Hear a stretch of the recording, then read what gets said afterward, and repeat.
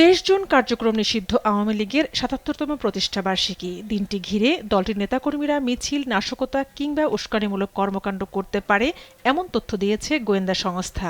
এরই ভিত্তিতে রাজধানীসহ দেশের ৬ জেলায় সেনাবাহিনী মোতায়েন করা হয়েছে।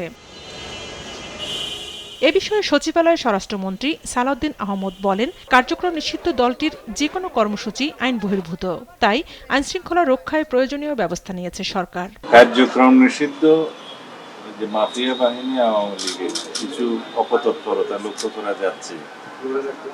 বিভিন্ন ডিস্ট্রিক্টে আমরা দেখেছি তারা মিছিল মিটিং করার মতো কিছু কার্যক্রম হাতে নিয়েছে, দুই একটা দেখা গেছে। তাতে করে আমাদের মনে হয়েছে তারা হয়তো একটা অস্থিরতার সৃষ্টি পায়, তারা করলেও করতে পারে। এই বিবেচনায় আমরা আমাদের সমস্ত বাহিনীগুলোকে সতর্ক থাকার জন্য নির্দেশ দিয়েছি, যা সবসময় থাকে।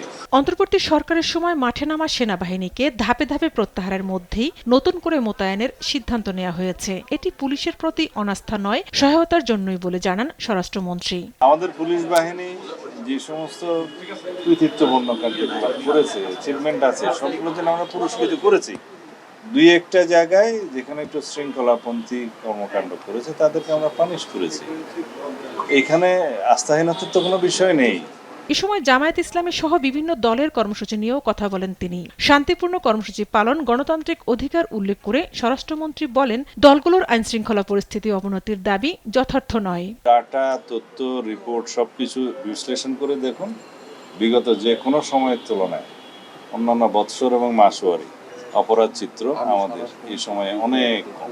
ঢাকা ও চট্টগ্রাম মহানগর এবং গাজীপুর, নারায়ণগঞ্জ, গোপালগঞ্জ ও ফরিদপুর জেলায় সেনাবাহিনী মোতায়েন থাকবে।